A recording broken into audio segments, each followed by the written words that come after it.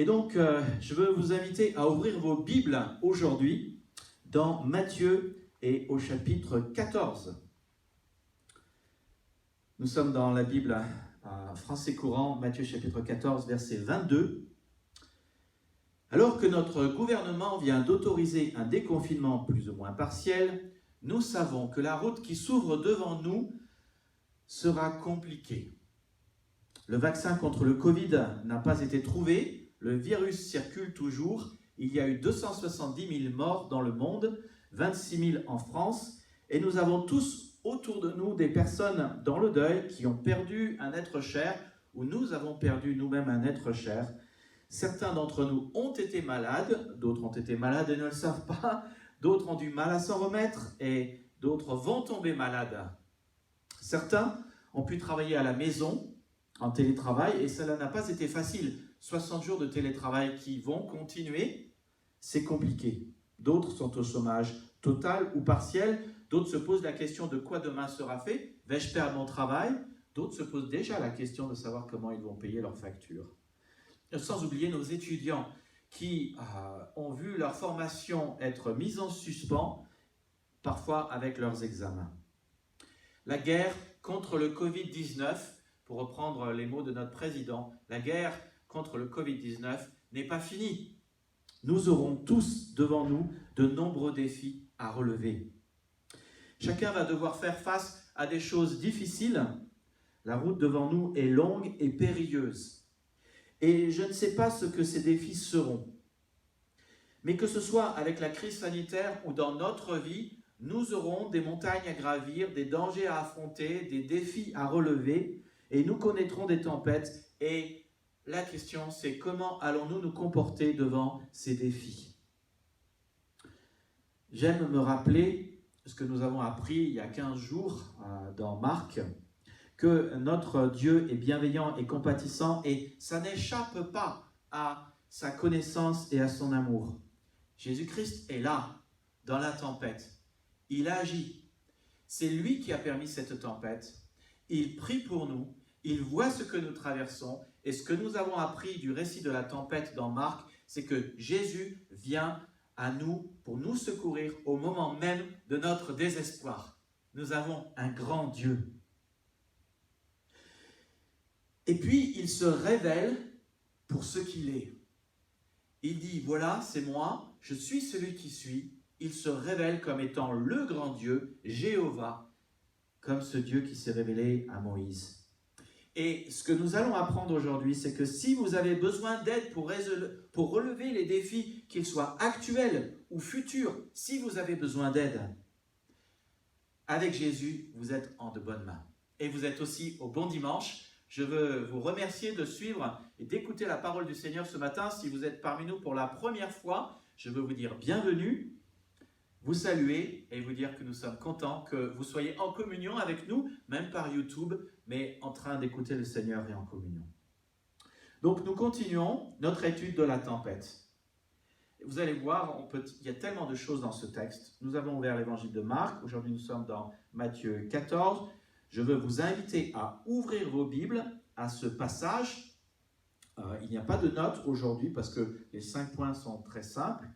Mais je veux vous inviter aussi, et bien sûr vous l'avez fait, comme je l'ai dit tout à l'heure, à télécharger le document du culte et vous pouvez prendre des notes sur le bulletin.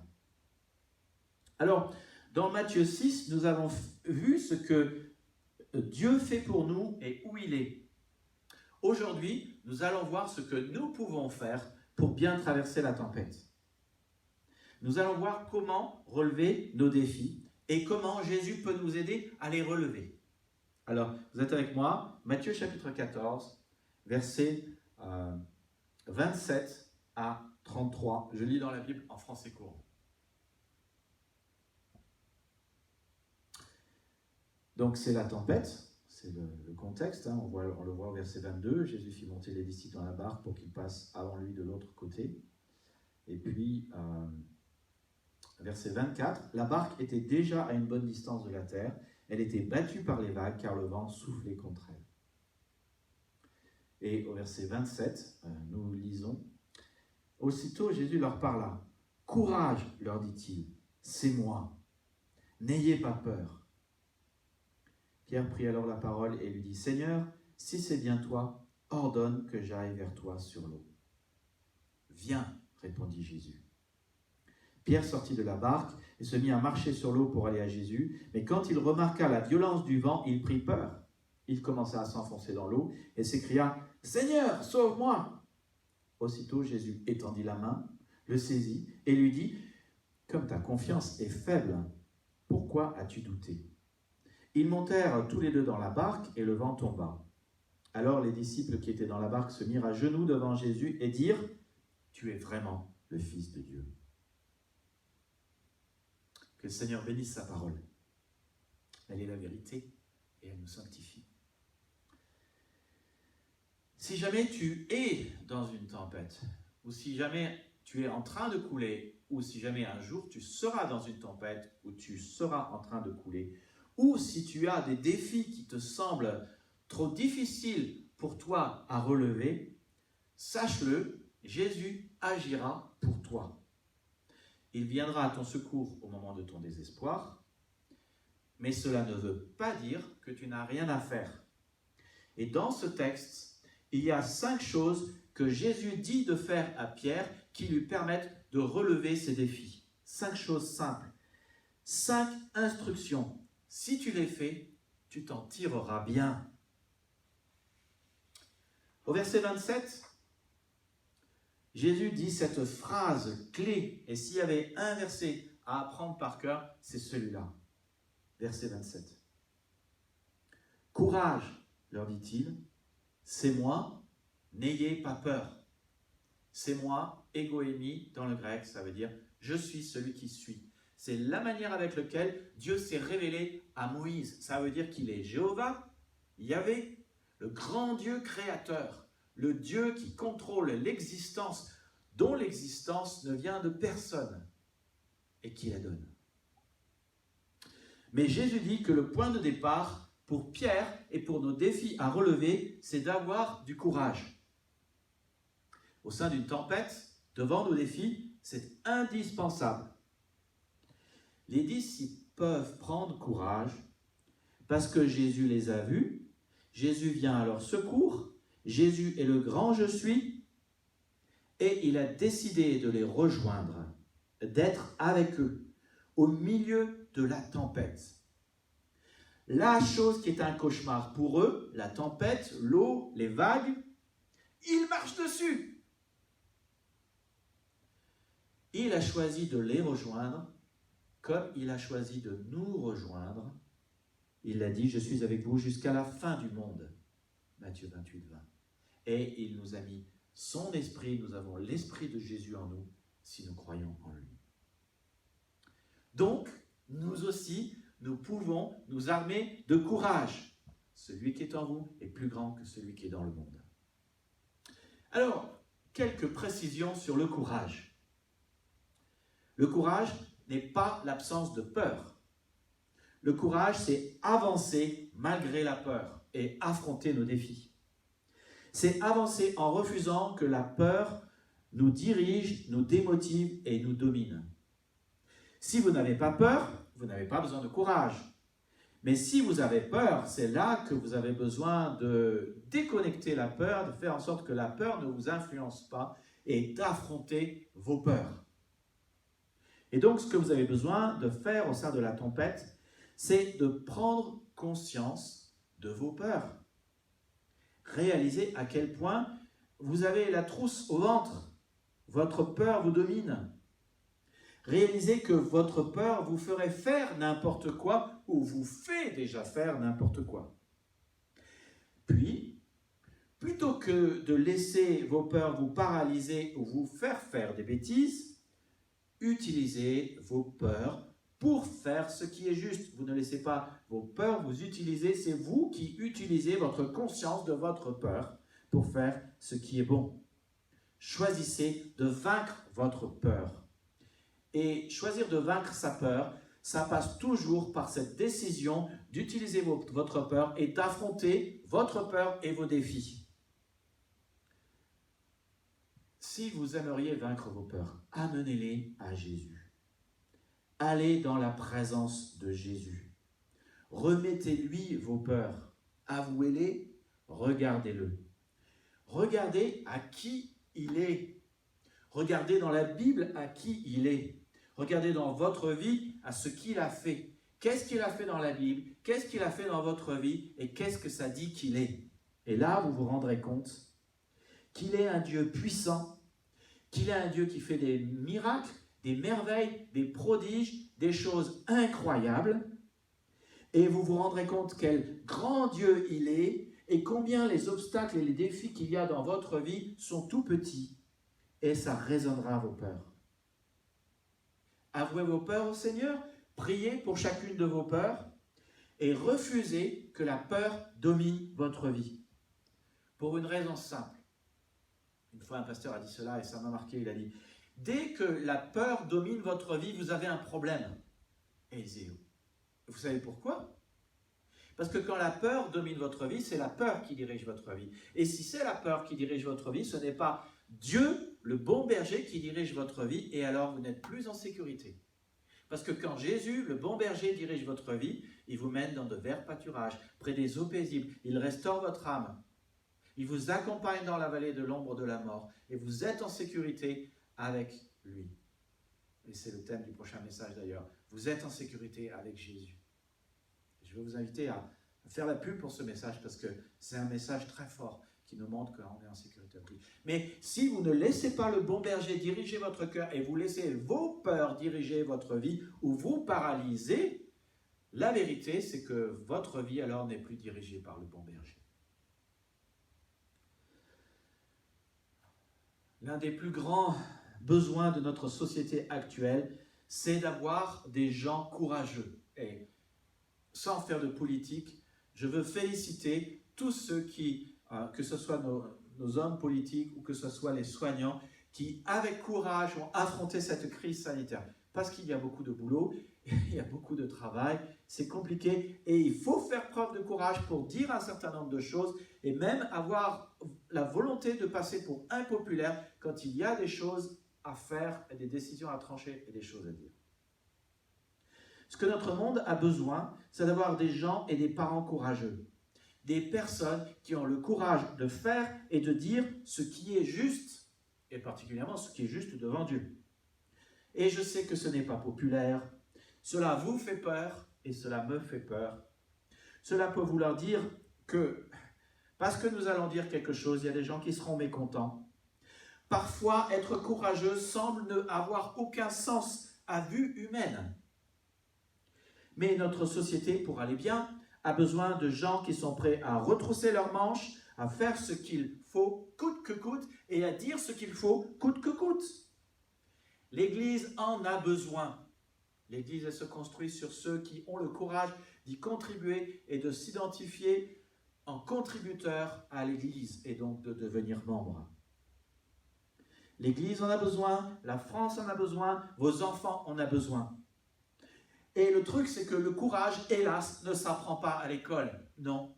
Le courage s'apprend par imitation, sur le tas, quand on est dans l'épreuve. Et si vos enfants ne l'apprennent pas de vous, ils ne l'apprendront pas dans cette vie et ils auront une vie dominée par la peur et ils feront des bêtises parce que quand la peur domine une vie, elle nous fait faire des bêtises.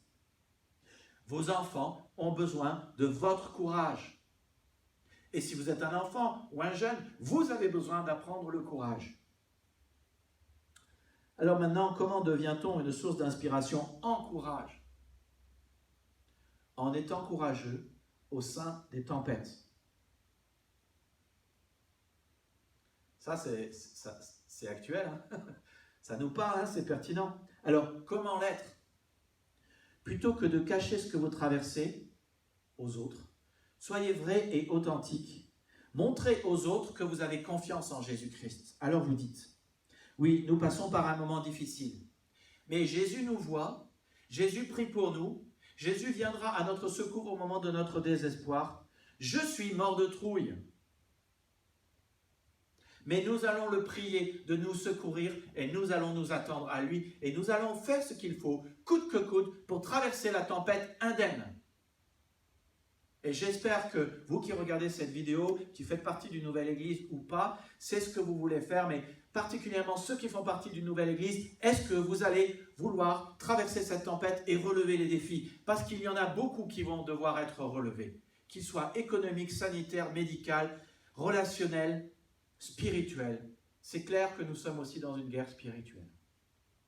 Et c'est clair que à la fois, Dieu a permis cette épreuve, mais Satan veut aussi faire en sorte que les chrétiens ne se réunissent pas, ne soient pas en communion avec le Seigneur et soient dominés par la peur et que chaque culte et que les cultes s'arrêtent. C'est clair. Question de fond. Es-tu prêt, quand il y a des choses difficiles à ta vie, à affronter tes défis avec courage, à avouer tes peurs, à reconnaître tes peurs, à réaliser tes peurs, à les confier dans le Seigneur et à les retourner, à ne pas faire en sorte qu'elles t'utilisent, mais c'est toi qui vas les utiliser pour faire ce qui est juste, droit, bon, saint, honnête devant le Seigneur. Est-ce que tu es prêt à cela? Ça, c'est la question. Tu as besoin de prendre courage. La deuxième chose que nous avons besoin de faire, tu as besoin de faire, j'ai besoin de faire, dans les épreuves et devant les défis à relever, c'est nous avons besoin de prendre un risque par la foi. C'est le deuxième point à remplir dans le bulletin. Le premier point, c'est j'ai besoin de prendre courage. Et le deuxième point, c'est j'ai besoin de prendre un risque par la foi. Alors, dans Matthieu 14, 28 et 29, Pierre prit alors la parole et lui dit « Seigneur, si c'est bien toi, ordonne que j'aille vers toi sur l'eau. » « Viens, répondit Jésus. Pierre sortit de la barque, se mit à marcher sur l'eau pour aller à Jésus. Jésus a dit, prenez courage, je suis Yahvé, je suis celui qui suis. Et Pierre choisit de répondre à cette invitation de prendre courage. Il prend courage. Parfois, il suffit d'une personne qui dit, prends courage. Et ça inverse les choses dans notre vie. C'est ce qui se passe. Jésus lui dit, prends courage, ça inverse les choses dans sa vie. Et parce qu'il a pris courage, il fait la seule chose qu'il y a à faire, braver le danger. Ce que nous aurons à faire dans le futur. Braver et affronter le danger. Et tu sais quoi? Cela ne se fait pas sans prise de risque. Il dit, Seigneur, si c'est bien toi, ordonne que j'aille vers toi sur l'eau. Il veut vérifier l'identité de Jésus-Christ. Et la seule manière de vérifier l'identité de Jésus-Christ, c'est de voir si Jésus ferait quelque chose pour lui en faisant un miracle. Tu dis que tu es Yahvé, la seule manière de le prouver, c'est de me dire de venir à toi et de voir si tu vas faire en sorte que je puisse venir à toi. Mais note, et c'est très important, cette prise de risque doit coïncider avec sa volonté, avec la volonté de Jésus. Dit autrement, supposons que tu sois dans une tempête financière et que tu aies le désir de créer ton entreprise avant que tu ne passes à autre chose et que tu sautes dans une autre barque, que tu quittes ta barque pour aller dans une autre barque, tu dois être certain que c'est la volonté de Jésus. Je pourrais dire les choses autrement. Supposons que tu es dans une tempête dans tes études et que tu as l'intention d'abandonner ton cursus. Avant de quitter ta barque et le cursus dans lequel tu es pour aller dans le cursus suivant ou un autre cursus, tu dois t'assurer d'abord que c'est la volonté de Jésus. Trop souvent, dans nos églises, nous croyons que nous pouvons prendre un risque à faire ce que nous voulons. Et puis, nous nous targuons de marcher au nom de Jésus, de victoire en victoire, et nous disons, nous sommes plus que vainqueurs. Combien de fois j'ai entendu des gens croire être dirigés par Dieu, mais faire en fait ce qu'ils ont envie, et ils prennent le risque de faire leur volonté. Et puis, nous prenons le risque de faire notre volonté et nous demandons à Dieu de nous bénir. Je pourrais vous donner des dizaines d'exemples de cela. Je pense, hélas, à une de nos sœurs là, qui me dit « Dieu m'a dit que je dois quitter l'Église. » Super. Ben, la Bible dit « N'abandonnez pas votre assemblée. » Quand même. Dieu, dans sa parole, nous dit « Ne me demandez pas de bénir ce que vous voulez faire, mais faites plutôt ce que je bénis. Ne prenez pas de risque à faire votre volonté, mais prenez-le de faire ma volonté. Et plutôt que de me demander d'être avec vous dans vos projets, rejoignez-moi dans mes projets. Pierre, ici, avait compris il serait plus en sécurité hors de la barque avec Jésus en faisant sa volonté qu'en restant dans sa barque sans Jésus et sans faire sa volonté. Et je trouve que c'est caractéristique de nous chrétiens. En fait, nous préférons être tranquilles dans notre barque et ne pas avoir à affronter les dangers parce que dans la barque, c'est plus confortable. Sauf que Jésus nous a dit, prends courage. Sauf que Jésus nous a dit qu'il y a des défis à relever. Sauf que Jésus a cette volonté que nous relevions les défis qui s'offrent à nous. Que nous courions dans l'arène avec persévérance et un regard fixé sur lui, mais avec persévérance. Et que nous courions, que nous soyons actifs. Une chose que j'aime beaucoup dans ce texte, c'est que Jésus dit simplement, d'accord Pierre, tu veux venir à moi? Viens, je le veux, viens. Je me dis que la demande de Pierre a dû lui faire plaisir, parce que c'est une demande faite par la foi. Et la Bible nous rappelle que sans la foi, il est impossible de plaire à Dieu. Hébreux 11:6. Pierre avait la foi, c'est pour cela qu'il prend un risque. La foi va toujours avec la prise de risque. Si vous ne prenez pas de risque, vous n'avez pas besoin de foi. Et si vous n'avez pas la foi, vous ne plaisez pas à Dieu. Question aujourd'hui, dans votre vie, qu'est-ce qui nécessite une prise de risque? Alors, il ne s'agit pas de prendre un risque pour prendre un risque.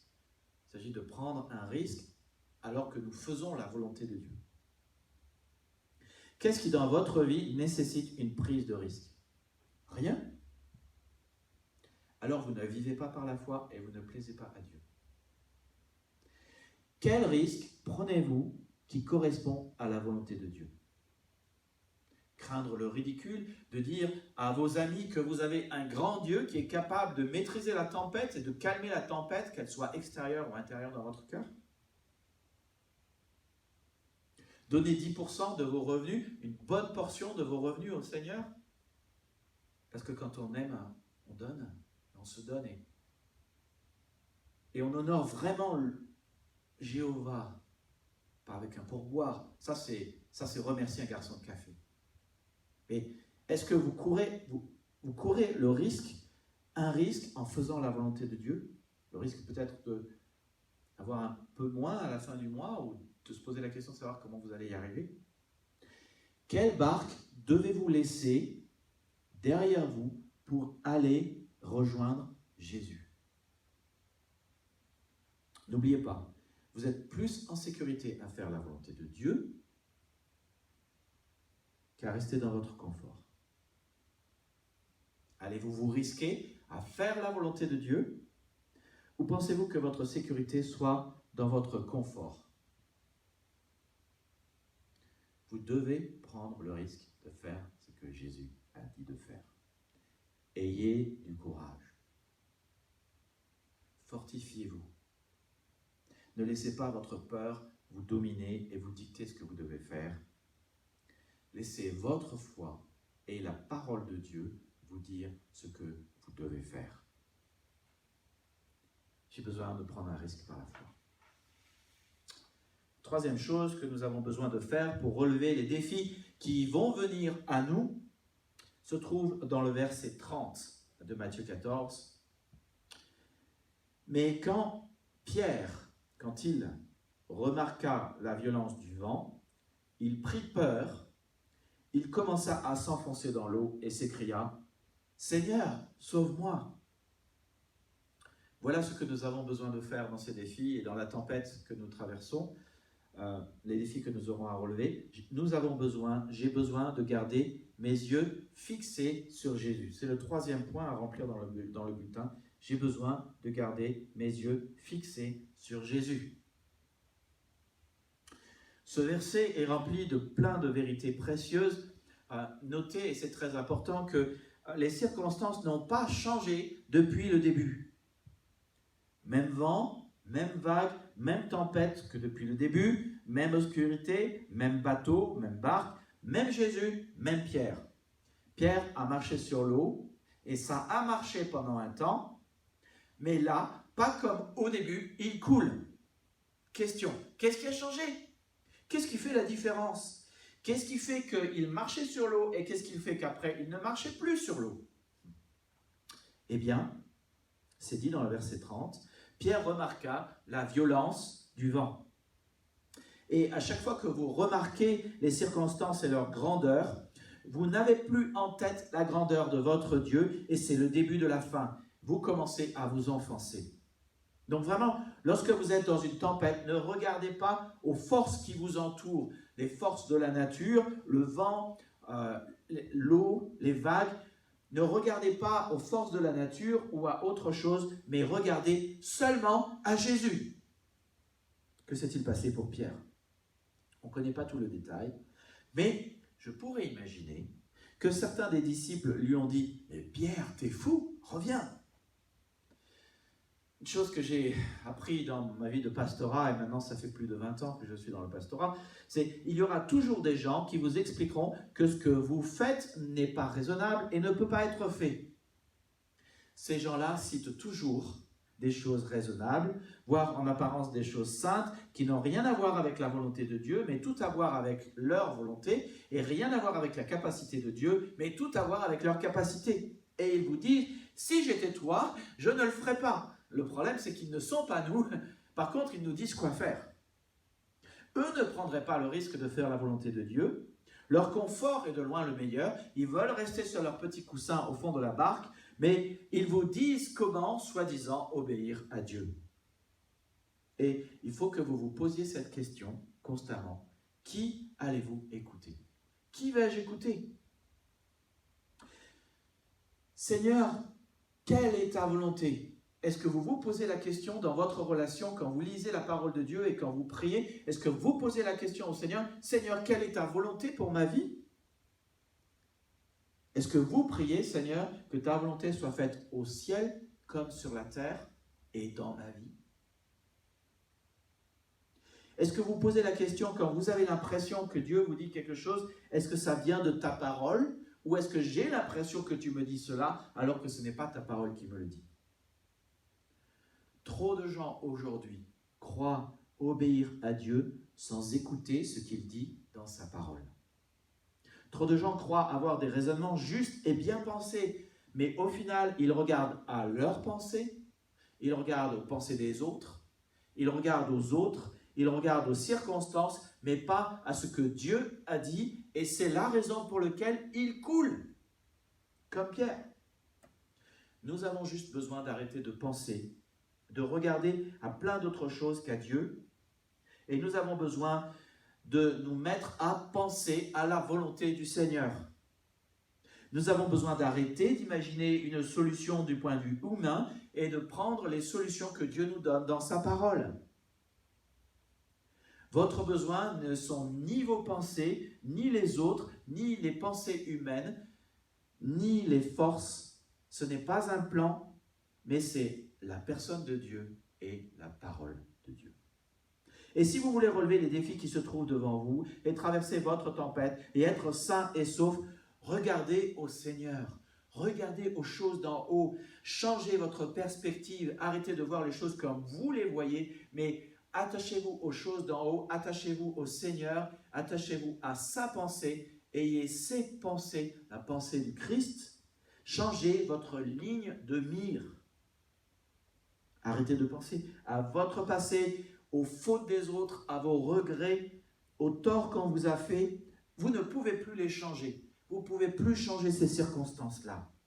Commencez à penser à Dieu, à sa manière de voir les choses, à ce qu'il a dit, à sa personne, au futur qu'il a pour vous et au plan qu'il a formé pour vous. Ça, c'est constructif. Penser au passé, aux circonstances, à ce que les autres nous font, ça n'aide pas. On ne peut pas les changer. Mais pensez à notre futur et pensez comme Dieu pense avec sa perspective et sa manière de voir les choses, ça nous tirera des problèmes. Mais la clé, toujours, c'est de passer du temps avec le Seigneur et de penser à lui. Une question super importante que j'aimerais vous poser. Combien de temps passez-vous à regarder autre chose que Dieu chaque jour? Et combien de temps passez-vous à regarder Dieu? Question de fond. Combien de temps passes-tu à regarder les infos? Combien de temps passes-tu à lire tes mails? Combien de temps passes-tu à regarder Facebook, Instagram et d'autres réseaux sociaux? Et combien de temps passes-tu à connaître le point de vue du Seigneur? Je te pose la question.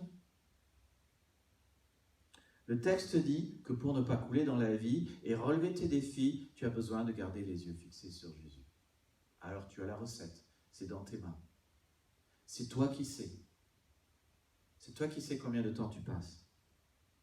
Si tu regardes à Jésus comme Pierre, tu relèveras tes défis.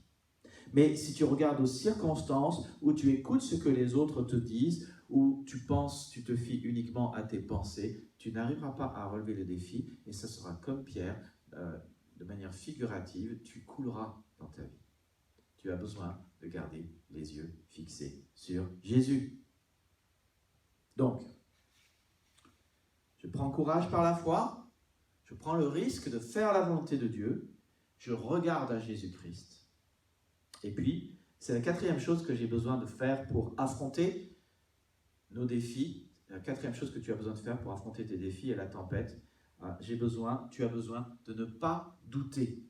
Le quatrième point à remplir dans le bulletin, j'ai besoin de ne pas douter.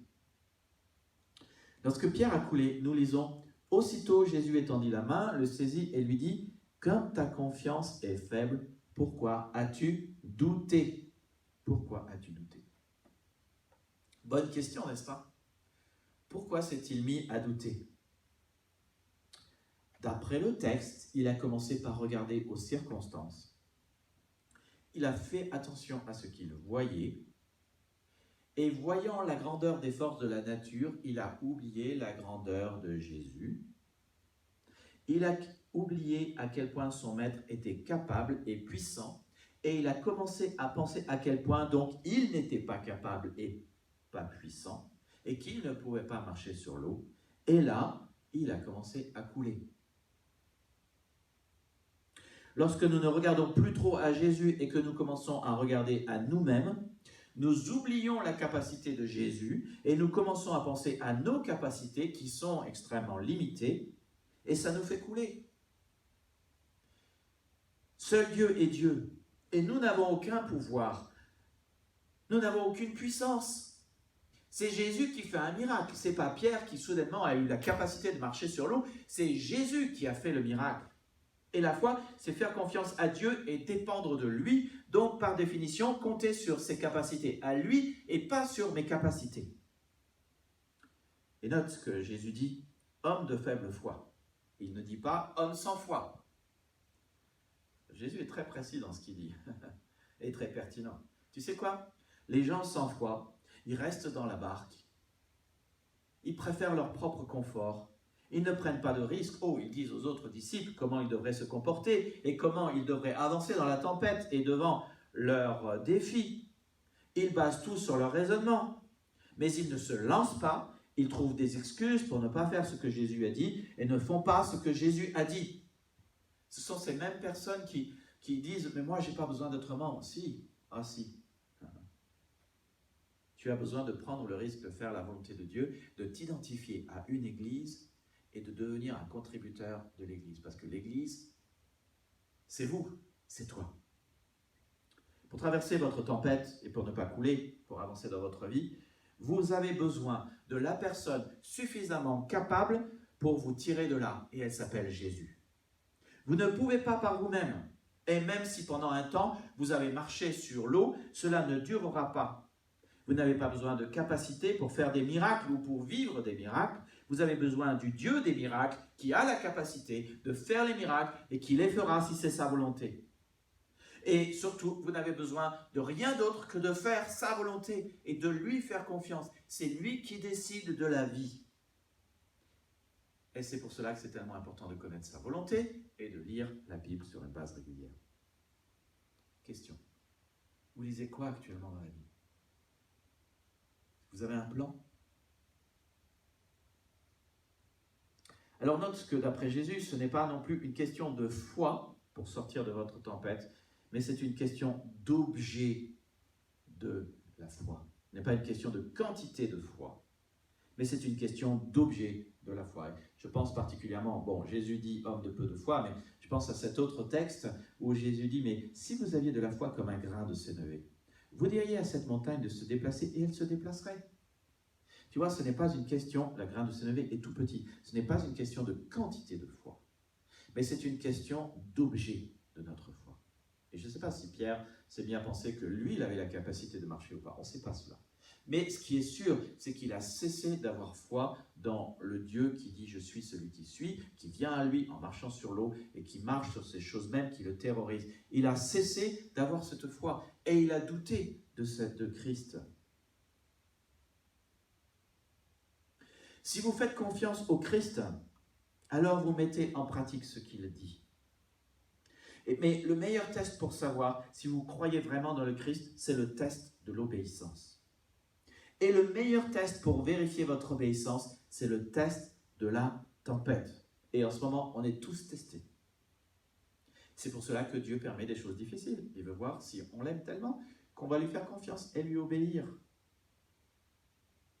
Il veut voir si nous l'écouterons et si nous ferons ce qu'il dit. Alors, peut-être que certains qui m'écoutent aujourd'hui diront « mais tu sais Nicolas, moi, je n'ai pas de foi, hein. Moi, je ne pourrais pas marcher comme Pierre. Laisse-moi te dire un truc. Vous avez plus de foi que vous voulez bien le réaliser. Déjà, quand vous dites « moi, je n'ai pas de foi », vous avez foi dans ce que vous venez de dire. Ensuite, vous avez foi en vous-même. Et finalement, vous avez foi en la chaise sur laquelle vous êtes assis. Vous avez de la foi. Tout le monde a de la foi et tout le monde a de la confiance. On est avec.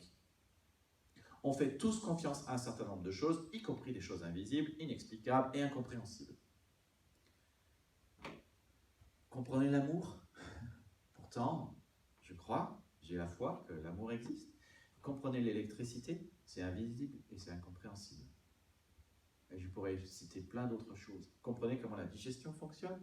Non. Pourtant, vous avez foi que ça fonctionne. Ce qui fait une différence vitale, c'est pas d'avoir ou pas de la foi, parce qu'on a tous foi en quelque chose, mais c'est l'objet de votre foi. Si vous placez votre foi dans des choses qui ne le méritent pas, vous serez déçus et vous coulerez.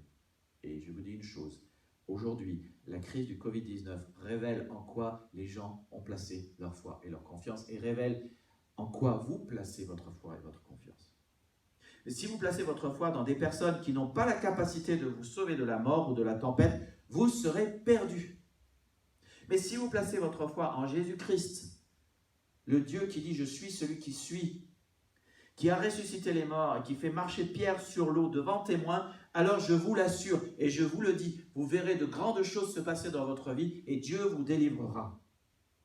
Je ne peux pas vous promettre que vous ne mourrez pas du Covid, ça je ne peux pas. Mais Jésus vous promet que si vous croyez en lui, vous vivrez même si vous mourrez. Et le Seigneur dit que celui qui croit en lui, en Jésus-Christ, dans le Dieu de la Bible, a la vie éternelle et abondante. C'est le thème de dimanche prochain. Nous pouvons être en sécurité et nous sommes en sécurité en Jésus si nous croyons en lui, que nous ayons le Covid, que nous mourions du Covid ou pas. Donc, prenez courage, vivez par la foi, prenez le risque de faire sa volonté, regardez à Jésus-Christ et ne doutez pas. Et puis, c'est le 5e point. Que faire pour traverser nos tempêtes, être sain et sauf et être sûr qu'on arrive à relever nos défis? J'ai besoin d'adorer Dieu. Le 5e point à remplir dans votre bulletin. Nous avons besoin d'adorer Dieu. C'est pour ça que, contrairement à ce que M. Castaner dit, que les chrétiens ou les croyants, ce qui compte, c'est leur relation personnelle avec leur Dieu. En fait, Dieu veut que nous l'adorions en groupe, M. Castaner. Nous vous aimons et nous prions pour vous. Mais les chrétiens, ils ont un ordre de se rassembler. Le mot église veut dire, ecclésia veut dire hors d'eux, ceux qui se rassemblent hors de la société. Jésus a dit, là où 2 ou 3 sont réunis, je suis au milieu d'eux. Jésus nous a donné un ordre de nous rassembler. Il nous dit, aimez-vous les uns les autres. Et ça ne peut pas se faire si nous ne vivons pas ensemble et si nous ne nous rassemblons pas. Et nous ne pouvons pas adorer notre Dieu si nous ne sommes pas ensemble. Nous avons ce commandement de l'adorer collectivement. Alors, pour rejoindre Matthieu 14, versets 32 et 33, nous lisons que Jésus et Pierre montèrent tous les deux dans la barque et le vent tomba. La tempête cessa. Alors les disciples qui étaient dans la barque se mirent à genoux devant Jésus et dire, tu es vraiment le Fils de Dieu. Voilà un acte d'adoration. Dans les tempêtes que nous traversons, qu'elles soient dues au Covid, qu'elles soient financières, relationnelles, conflictuelles, nous avons et nous aurons toujours deux choix. Soit paniquer, soit prier. Soit rester dans notre confort, soit affronter le danger. Soit craindre, soit croire. Soit appréhender, soit adorer notre seul grand Dieu. Nous pouvons essayer d'y arriver par nous-mêmes, de ramer contre le vent, d'affronter la réalité tout seul, de ne pas prendre de risques, de rester bien raisonnablement au fond de notre barque, de convaincre les autres de ne rien faire, ou comme d'autres gens font, de s'auto-persuader de notre propre puissance, ou de croire que cela suffit pour marcher de victoire en victoire. Nous pouvons essayer de tout faire par nous-mêmes, ou nous pouvons regarder aux circonstances, ou alors nous pouvons faire le constat de notre propre peur, de nos manquements, de notre manque de capacité de rejoindre Jésus là où il est, ou, si nous ne sommes pas capables, de nous laisser rejoindre par Jésus. Mais tu vois, tout ça, ce sont des questions de choix. Toutes ces choses sont des choix que tu dois faire. Je ne peux pas les faire à ta place. Tu dois les faire. Pierre a fait le choix de croire et de reconnaître que Jésus est le grand je suis. Il en a pris du courage. Il a choisi d'affronter les dangers. Il a compris que Jésus est le Tout-Puissant et le Créateur. Et il lui a dit, si tu veux, Seigneur, je viens à toi. Il est allé à Jésus, puis il a été sauvé par Jésus de la tempête et d'un séjour sous l'eau. Moi, je dis toujours, Pierre, il a fait du sous-marin. Mais une fois qu'il a été sauvé de l'eau et qu'il a pu vérifier que Jésus est bien le Créateur, Yahvé, celui qui s'est révélé à Moïse comme étant le Dieu qui est, qui a dit « Je suis celui qui suis », une fois qu'il a compris que Jésus est cette personne-là, il a choisi de lui donner gloire et de lui donner son amour et de lui donner son adoration. Il a choisi de s'agenouiller devant ce Jésus et de dire « Tu es vraiment le Fils de Dieu » et de le reconnaître. Et ça, c'est un acte d'adoration. Et c'est ce que nous faisons en tant que chrétiens le dimanche. Nous l'adorons et nous nous mettons à genoux spirituellement ou vraiment en l'adorant et en disant « Tu es le seul vrai Dieu, tu es ressuscité, tu as vaincu la mort et nous te donnons et nous dévons à toi, nous te donnons notre amour et notre adoration. » C'est ça, c'est pour cela que les chrétiens se réunissent le dimanche. La question est de savoir quel choix tu feras en ce moment de tempête et de crise et de défis que tu as à relever. Je sais qu'il y a certaines choses comme moi, je viens d'apprendre que le gouvernement vient de dire qu'il n'y aura peut-être pas de vacances. Mince alors, pendant une semaine, j'étais furax. Il y a des choses qui découragent. Notre Dieu est plus grand que cela. Est-ce que tu vas laisser les circonstances te décourager? Ou est-ce que tu vas regarder à ce Dieu qui est tellement grand, qu'il marche sur ces choses qui sont tes cauchemars, les vagues, qu'il marche contre le vent, qu'il peut te faire marcher sur l'eau, qu'il te sauvera, coûte que coûte, quoi que tu traverses? Est-ce que tu vas reconnaître que ce Dieu est tellement grand? Est-ce que tu vas refuser le découragement et prendre courage pour affronter tes défis et dépendre seulement de lui? Est-ce que tu vas l'adorer réellement? Ou est-ce que tu vas continuer à poursuivre tes objectifs, tes chimères, ton imagination, ce que tu penses qui va t'apporter le bonheur? Ou est-ce que tu vas vraiment l'adorer et lui donner toute la place et dévouer ta vie et offrir ton amour et ton adoration au seul qui peut te sauver des tempêtes à venir et des défis à relever? Tu sais, on dit souvent que le Titanic était vraiment le bateau qui était insubmersible. Il avait des compartiments qui se fermaient les uns après les autres et si l'eau rentre, on fermait les compartiments. Mais tu sais, il y a un seul bateau qui est insubmersible. Tu le connais? C'est la barque dans laquelle Jésus est, le bateau dans lequel Jésus est. Est-ce que tu t'es laissé rejoindre par Jésus? L'as-tu invité dans ta barque? Et est-ce que tu l'adores comme étant le seul vrai Dieu, en lui dévouant tout ton amour, en lui donnant tout ton amour? Jésus est la seule personne qui détient suffisamment de puissance et de pouvoir pour te garantir tout le reste dans ta vie. Tu n'en as aucune et j'en ai aucune. Il marche sur l'eau, il raisonne ta tempête. Il dit « Je suis ». Il est le grand « Je suis ». Il est Jéhovah. Donc, pourquoi ne pas le reconnaître et pourquoi ne pas l'adorer pour ce qu'il est? Jésus a envoyé ses disciples dans la tempête et avait programmé la solution parce qu'il voulait leur enseigner une leçon.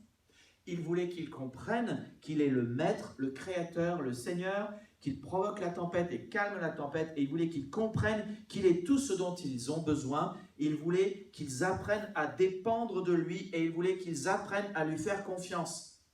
La foi est la réponse à la peur. Et Jésus est votre seul espoir et vous êtes en sécurité seulement si Jésus est à vos côtés. La tempête vous fait-elle peur? Est-ce que la tempête vous donne le sentiment de couler? Pourquoi pensez-vous que Dieu vous laisse traverser la tempête actuelle? Probablement pour la même raison qu'il a envoyé ses disciples dans la tempête. Il veut que vous compreniez qu'il est tout. Tout ce dont vous avez besoin. C'est comme si aujourd'hui il vous disait « Je peux tout et je suis tout ce dont tu as besoin ». La foi est la réponse à la peur. Je peux m'occuper de tout, dit Jésus. Je prie pour toi, je vois ta difficulté, je viendrai à toi au moment de ton désespoir, je marcherai sur ce qui te pose problème et ce qui est ton pire cauchemar. Les choses qui te font peur, je m'en occupe. Tout ce que tu as besoin de faire, c'est d'arrêter d'avoir peur. Tout ce dont tu as besoin, c'est de me faire confiance. Combien de tempêtes va-t-il falloir pour que tu comprennes que Jésus est le grand Yahvé, le grand je suis? Combien de tempêtes va-t-il falloir pour que tu fasses confiance à Jésus et que tu affrontes les dangers avec lui? Combien de tempêtes va-t-il falloir pour que tu arrêtes, dès qu'il y a une circonstance qui te contrarie, de penser à Dieu ou de venir à l'église? 5, 10, 30, 100, 2000? Combien de fois va-t-il falloir que tu coules? Que tu fasses du sous-marin, que tu prennes le bouillon? Combien de fois va-t-il falloir que tu affrontes tes peurs ou tu cèdes à tes peurs? Combien de tempêtes vont-elles être nécessaires pour briser la confiance que tu as en toi-même et faire en sorte que tu portes ta confiance sur Jésus et que tu dises « D'accord Seigneur, moi je peux rien, toi tu peux tout. Je vais affronter mes défis avec toi, je vais penser à toi et non pas à ce que les autres disent ou aux circonstances. Et je vais me donner à toi et t'adorer et te dévouer tout mon amour. » Combien de tempêtes vont-elles être nécessaires avant que tu dises cela? Je veux t'inviter à prier. Si tu veux être sûr de traverser cette crise Covid, sain et sauf, si tu veux être sûr de pouvoir affronter tes dangers et tes défis, si tu veux être sûr d'y arriver, sache que tu n'as pas besoin de la pensée des autres, de ce que les autres te disent. Tu n'as pas besoin d'un plan, d'un programme, tu as besoin d'une personne, Jésus. Et je veux t'inviter simplement à laisser Jésus monter dans ta barque, parce que la barque où Jésus monte, c'est la seule barque, c'est le seul bateau insubmersible. Et pour qu'il monte à bord, il suffit que tu pries et que tu répètes après moi simplement cette phrase. Seigneur, je réalise que dans la tempête, dans cette crise sanitaire, devant les défis qui arrivent, je n'ai pas de pouvoir, pas de capacité, je ne peux pas maîtriser les circonstances. Mais toi, tu es le grand je suis. Alors Seigneur, dans ce moment, je te confie ma vie et je choisis de te faire confiance. Sois mon sauveur et sois mon Dieu. Amen. Nos yeux restent baissés. Je veux juste vous dire, si vous avez fait cette prière pour la première fois, j'aimerais prier pour vous. Jésus a dit qu'il n'aura pas honte de ceux qui n'ont pas honte de lui, mais il aura honte de ceux qui ont honte de lui. Vous avez pris la décision la plus importante, mais n'ayez pas honte de Jésus maintenant. Rejoignez une église locale, une église qui prêche la parole de Dieu, la Bible. Rejoignez une église qui vit la parole de Dieu. Lisez la Bible chaque jour. Si vous ne l'avez pas, écrivez-moi à unenouvelleleglise@gmail.com. Je vous enverrai une Bible. Je veux vous encourager à ne pas avoir honte de Christ et à m'envoyer un SMS au 06 28 20 30 65. Envoyez-moi un SMS en disant « J'ai laissé Jésus monter dans ma barque, maintenant il est mon Dieu et mon Sauveur. » 06 28 20 30 65. C'est la décision la plus importante que vous ayez prise. Vous êtes né à une nouvelle vie. Vous avez passé un cap. Vous êtes une nouvelle créature. Vous recommencez tout à zéro. Maintenant, Jésus est votre Sauveur. Faites comme dans ce texte. Mettez-vous à genoux devant lui, adorez-le, reconnaissez-le pour ce qu'il est, reconnaissez-le pour ce qu'il est. Allez dans une église régulièrement, adorez-le avec d'autres personnes comme vous. Permettez que je termine encore par la prière. Seigneur Jésus-Christ, tu ne nous as pas promis une vie sans difficulté.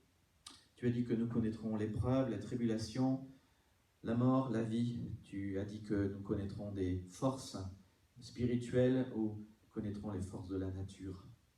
Et pourtant, rien de tout cela ne nous séparera de ton amour.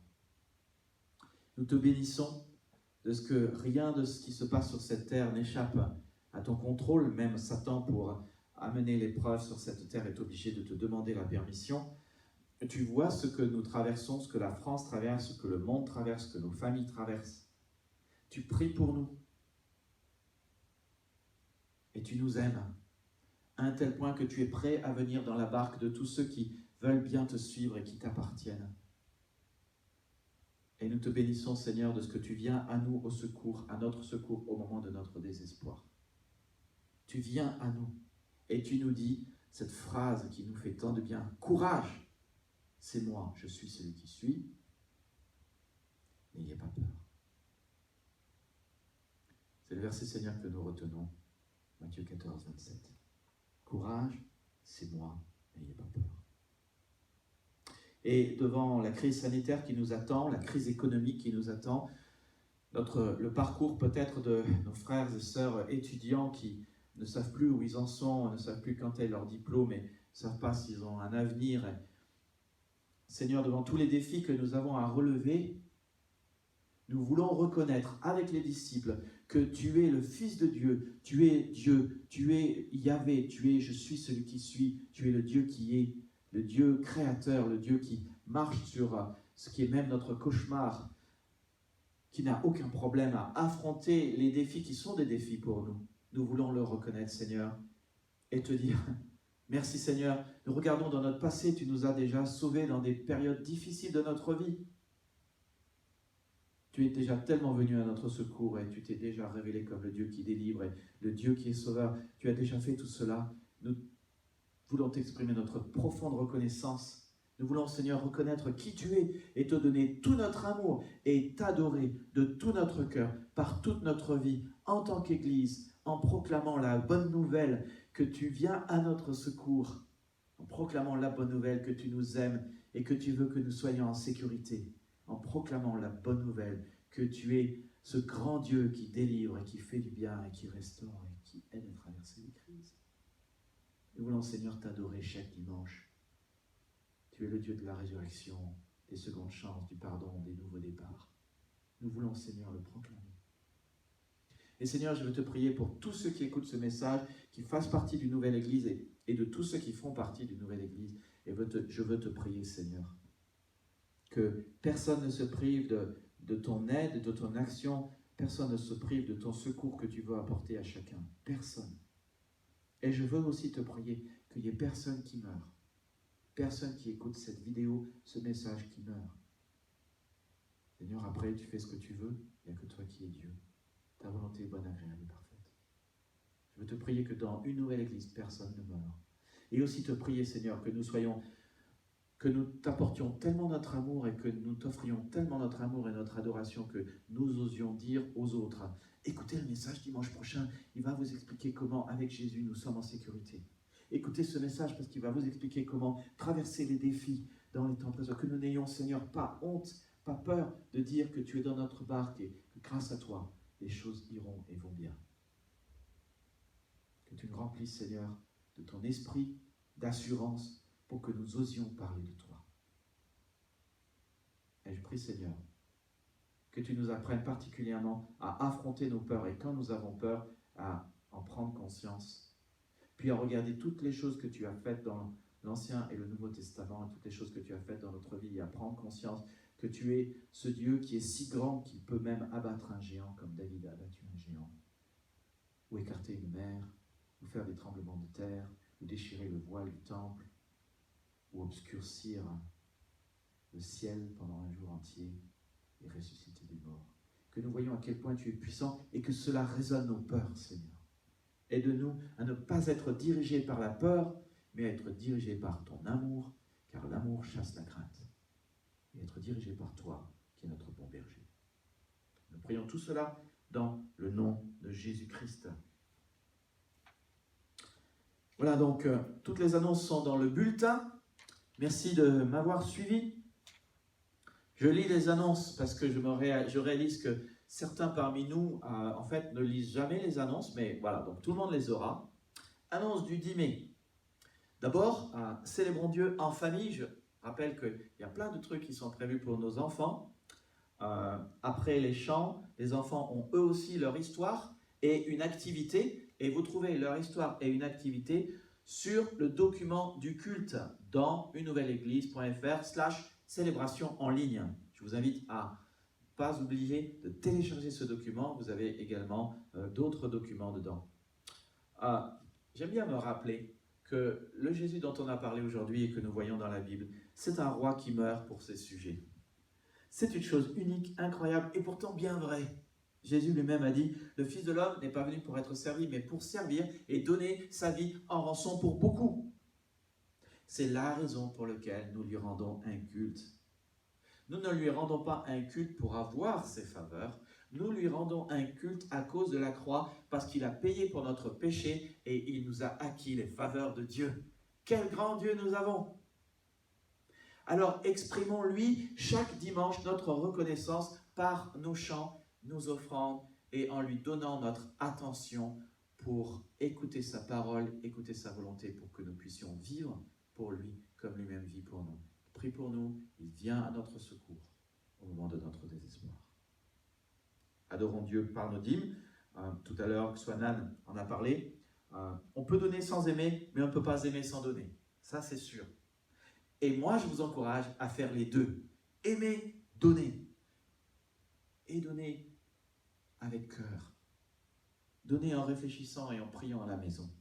Sur combien? Les dons des 4 derniers dimanches a été de 4 642 pour un budget qui est à 5 826. 4 600, 5 800. On est à 80% à peu près de notre objectif. Soyons plus forts. On peut faire beaucoup mieux que cela. Beaucoup mieux. Nous voulons atteindre notre budget et acquérir un bâtiment. Je vous rappelle que nous avons un maire qui est en notre faveur et qui est d'accord pour que nous achetions un bâtiment quelque part. Ça fait 20 ans, 22 ans que je suis pasteur ici. C'est la première fois que ce miracle s'est passé. Jusqu'à maintenant, ce n'était jamais le cas.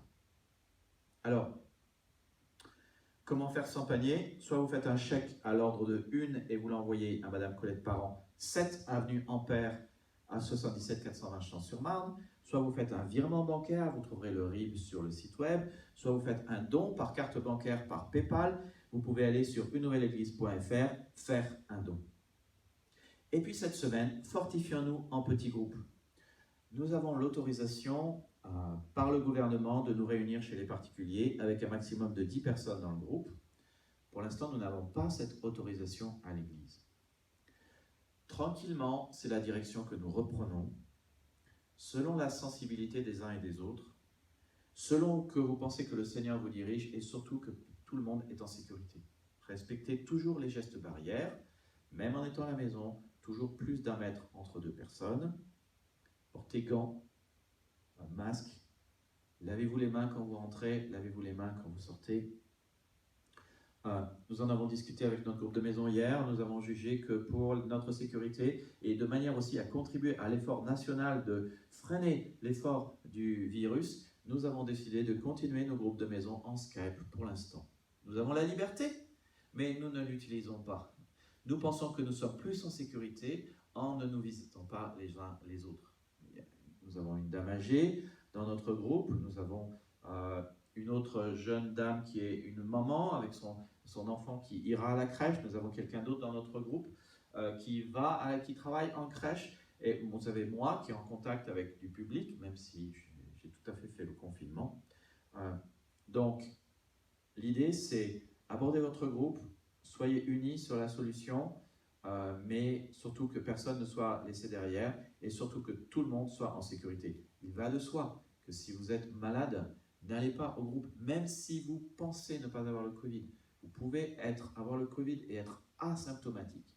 Si vous toussez, si vous avez le nez qui coule, si vous sentez un petit peu fiévreux, n'allez pas au groupe et prévenez les autres, même si vous n'êtes pas diagnostiqué malade du Covid. Et puis donc, rendez-vous dimanche prochain, 9h30, toujours, pour un temps de communion sur Skype. Venez avec votre tasse de café, votre verre de jus, votre tasse de thé. Vous allez sur le site Une Nouvelle Église, la page de garde, et vous trouvez là le lien qui vous envoie automatiquement sur Skype pour qu'on discute tous ensemble et qu'on prenne des nouvelles les uns des autres. Jésus est ressuscité et c'est pour ça que nous le célébrons chaque dimanche. Et je veux vous inviter à l'adorer de tout votre cœur chaque dimanche et à toujours garder vos yeux fixés sur lui en l'adorant le dimanche, en grand culte, avec des cultes en petits groupes, dans les groupes de maison. Ne nous arrêtons pas de nous réunir, n'abandonnons pas notre assemblée et continuons chaque jour de privilégier et de nourrir notre relation avec notre Dieu, notre bon maître. Il est le Dieu puissant, il est le Dieu qui est, il est Yahvé et il est le maître des tempêtes. Merci de m'avoir suivi. Bon déconfinement, soyez prudents, continuez les gestes barrières. Ne croyez pas ne pas être malade. Que Dieu vous bénisse et que Dieu vous garde.